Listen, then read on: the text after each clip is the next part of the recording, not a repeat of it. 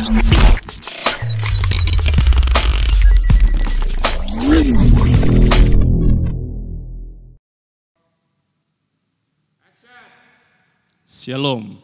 selamat malam Bapak Ibu Saudara yang dikasihi oleh Tuhan. Selamat malam untuk kelompok doa Filipi, Yerusalem, Galatia, Bethlehem dan Yeriko yang berada di rumah masing-masing dalam persekutuan.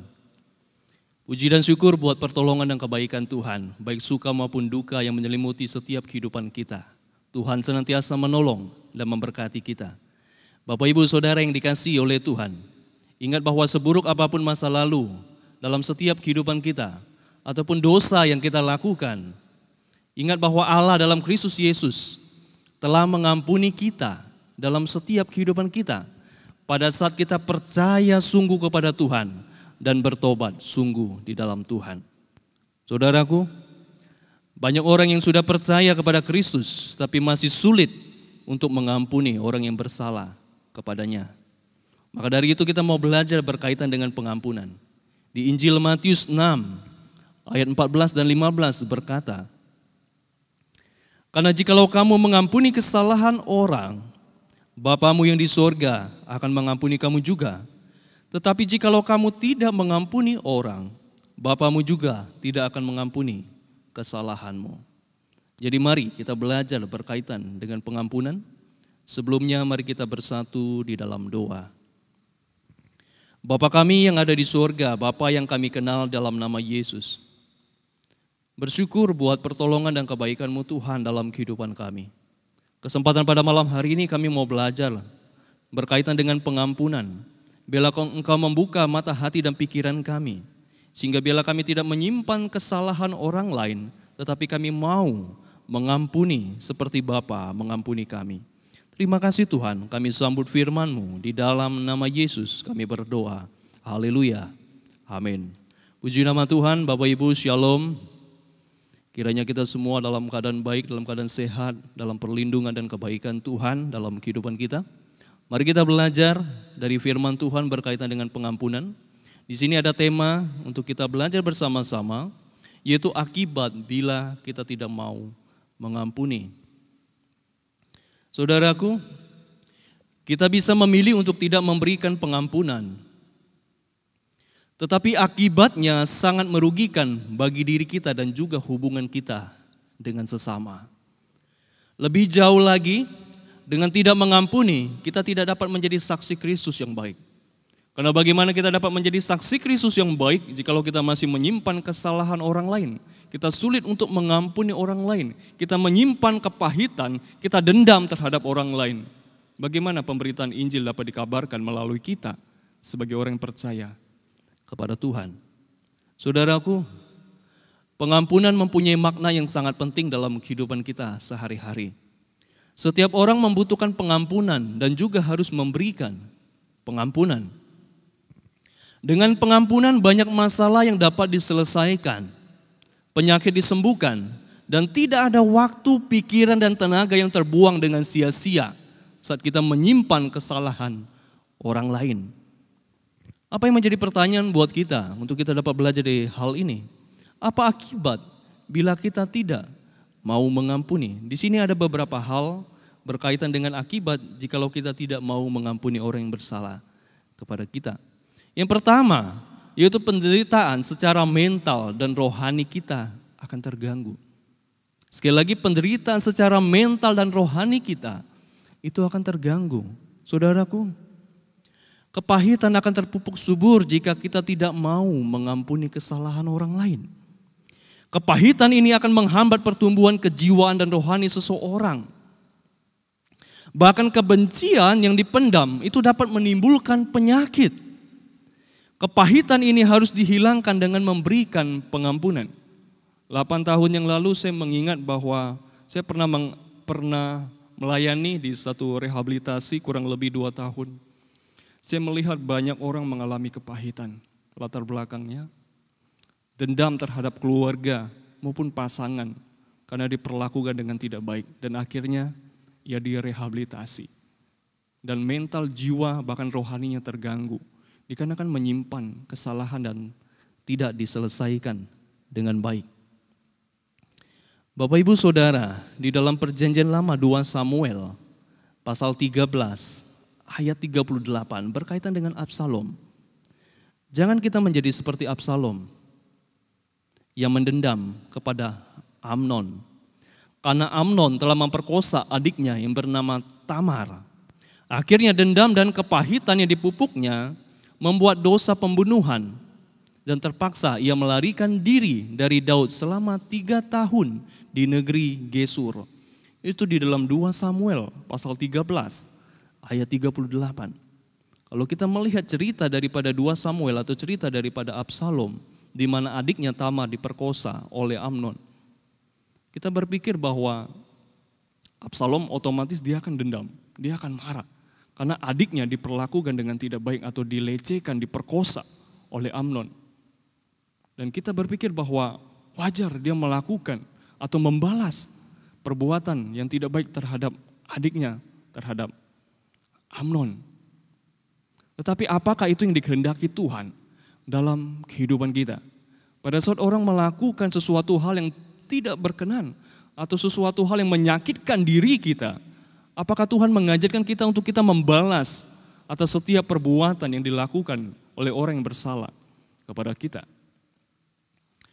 Saya teringat satu kesaksian nyata berkaitan dengan dendam, di mana ada satu anak perempuan yang diperkosa oleh ayahnya sendiri. Dan beberapa belas tahun berjalan, ia mengalami depresi yang sangat-sangat berat. Ia dendam terhadap ayahnya, karena ayahnya memperkosa dirinya sebagai anak. Selama beberapa belas tahun dia menjadi gila dan ia dipasung oleh ayahnya sendiri. Selama beberapa belas tahun, waktu yang cukup lama, dan ayahnya yang sudah melakukan suatu hal yang tidak berkenan, bahkan kebobrokan yang dilakukan terhadap anaknya. Tidak melakukan atau meminta ampun atau menyadari dirinya bahwa ia melakukan suatu perbuatan yang tidak berkenan. Dan yang dilakukannya adalah ia memasung anaknya dengan rantai selama beberapa belas tahun. Dan anak perempuan ini menjadi gila dan ia mempunyai sahabat yang bernama Yonatan. Yonatan suka menulis lirik lagu, bahkan ia sering mendoakan untuk temannya ini yang meskipun ia depresi dan gila. Beberapa tahun kemudian Yonatan dari teman perempuan ini kaget karena ia mendengar bahwa teman perempuannya ini menelpon. Dan ia bertanya, kok kamu bisa telepon saya? Lalu perempuan ini menceritakan kebaikan Tuhan yang ia rasakan dalam kehidupannya. Pada saat itu ia berkata bahwa rantai yang dipasung oleh ayahnya itu terlepas. Entah itu karena karat, karena sudah berapa belas tahun ia dipasung oleh ayahnya dikarenakan depresi ataupun gila di rumah. Saat itu anak itu mempunyai maksud bahwa ia akan membunuh ayahnya. Pada saat ia merencana untuk membunuh ayahnya karena rantainya sudah terlepas. Saat itu pula Tuhan menjamah. Ia berjumpa dengan satu sosok cahaya yang putih. Ia melihat ada Kristus yang nampak dalam kehidupannya. Dan pada saat anak tersebut mau membalas dendam dan mau membunuh ayahnya, Tuhan berkata bahwa ampunilah ayahmu seperti saya mengampuni engkau. Anak tersebut sulit untuk mengampuni kesalahan ayahnya. Tetapi pada saat itu Tuhan menjamah anak ini. Dan akhirnya anak ini mau mengampuni kesalahan papanya atau ayahnya. Dan ayahnya meminta ampun atas setiap dosa yang ia sudah perbuat terhadap anaknya sendiri. Dan melalui hal ini atau kisah nyata yang luar biasa ini, betapa tidak kasih Tuhan dapat menyentuh hatinya yang paling dalam kebencian ataupun dendam terhadap ayahnya. Kebencian ini diganti dengan luapan kasih Tuhan sehingga anak perempuan ini dapat mengampuni. Bahkan menceritakan kasih Tuhan dalam kehidupannya. Ketika dia menoleh ke belakang dalam hidupnya, hal itu tidak membuatnya pahit lagi. Ingat bahwa kalau Bapak Ibu mengetahui lagu Bapa Sentuh Hatiku, itu adalah suatu kisah di balik sebuah lagu di mana seorang anak perempuan yang diperkosa oleh ayahnya dan Tuhan menyentuh hatinya untuk mengampuni ayahnya. Saudaraku yang dikasihi oleh Tuhan, akibat bila kita tidak mau mengampuni akan merusak mental dan rohani kita di dalam Tuhan. Bagaimana dengan kita? Apakah kita masih mau untuk menyimpan kesalahan orang lain? Atau malah kita mau belajar untuk kita melepaskan pengampunan kepada orang lain yang bersalah kepada kita? Firman Tuhan berkata di dalam Efesus 4 ayat 31 sampai 32, segala kepahitan, kegeraman, kemarahan, pertikaian dan fitnah hendaklah dibuang di antara kamu. Demikian pula segala kejahatan. Tetapi hendaklah kamu ramah seorang terhadap yang lain, penuh kasih mesra, dan saling mengampuni, sebagaimana Allah dalam Kristus Yesus telah mengampuni kamu. Kristus Yesus telah mengampuni saya dan Bapak Ibu yang berada di rumah pada saat kita percaya dan bertobat. Maka dari itu di bagian ini, mari kita belajar untuk kita dapat mengampuni. Tetapi jikalau kita tidak mengampuni, di bagian ini adalah akibat dari penderitaan secara mental dan rohani kita, itu akan terganggu. Dan di bagian yang kedua, akibat bila kita tidak mau mengampuni, yaitu keadaan kita akan semakin buruk. Bukan semakin membaik, tapi keadaan kita akan semakin buruk. Dengan tidak memberikan pengampunan, maka hubungan yang memang sudah rusak akan semakin rusak, keruh, dan sangat-sangat akan menjadi buruk. Sebagai orang-orang yang sudah menerima pengampunan daripada Allah dalam Kristus Yesus, kita harus mengambil inisiatif untuk memberikan pengampunan terlebih dahulu kepada orang-orang yang bersalah kepada kita. Ingat, orang yang tidak mau mengampuni dan selalu menyimpan rasa dendam dan benci di dalam hatinya akan semakin membuat keadaan itu menjadi lebih buruk. Jangan menunggu bahwa, tunggu dia minta maaf dulu kepada saya. Karena dia sudah melakukan kesalahan terhadap saya dan saya tidak salah. Jangan tunggu seperti itu. Tuhan telah mengampuni kita atas setiap pelanggaran dosa yang kita lakukan. Maka dari itu mari kita belajar untuk mengampuni orang. 2 Korintus 2 ayat 7 berkata, bagi orang yang demikian, sudahlah cukup teguran dari sebagian besar dari kamu, sehingga sebaliknya harus mengampuni dan menghibur dia, supaya ia jangan binasa oleh kesedihan yang terlampau berat. Mari kita belajar supaya kita dapat mengampuni dan keadaan kita tidak semakin buruk. Dan di bagian yang ketiga, akibat bila kita tidak mau mengampuni, yaitu akan membuat diri kita semakin tidak dewasa di dalam Tuhan. Sikap dan tidak mau mengampuni seringkali berakar kepada tuntutan agar orang lain itu berlaku sempurna. Tetapi di dalam kenyataannya, Bapak Ibu Saudara, tidak ada orang yang sempurna di dunia ini. Oleh karena itulah, ingat bahwa ketika orang banyak tidak mau mengampuni perempuan yang berzina, Yesus menentang mereka dengan berkata, barang siapa di antara kamu tidak berdosa, hendaklah ia pertama melemparkan batu kepada perempuan itu, di dalam Injil Yohanes 8 ayat ke-7. Orang banyak itu tidak mau mengampuni karena mereka hanya pandai melihat kesalahan orang lain.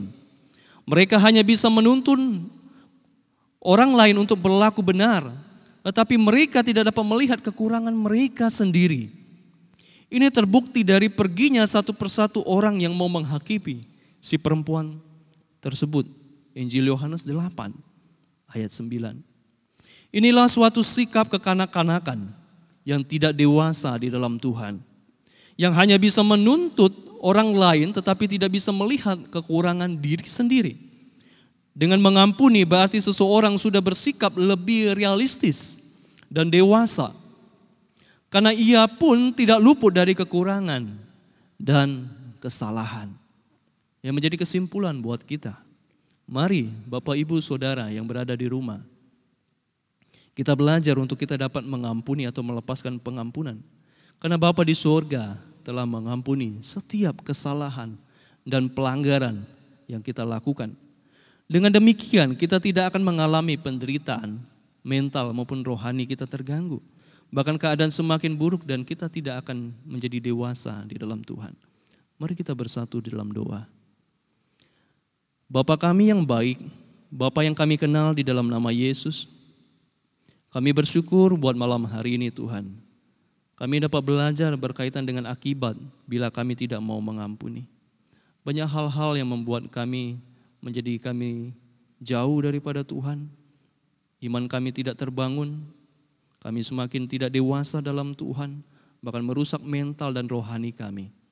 Engkau mengajarkan kami pada malam hari ini, untuk kami dapat mengampuni kesalahan orang lain, karena Engkau telah mengampuni kami. Seburuk apapun, sepahit apapun, sesakit apapun yang kami rasa di dalam kehidupan kami atas kesalahan orang yang bersalah kepada kami. Lembutkan hati kami Tuhan, ajar kami Tuhan, untuk kami mengampuni kesalahan orang lain.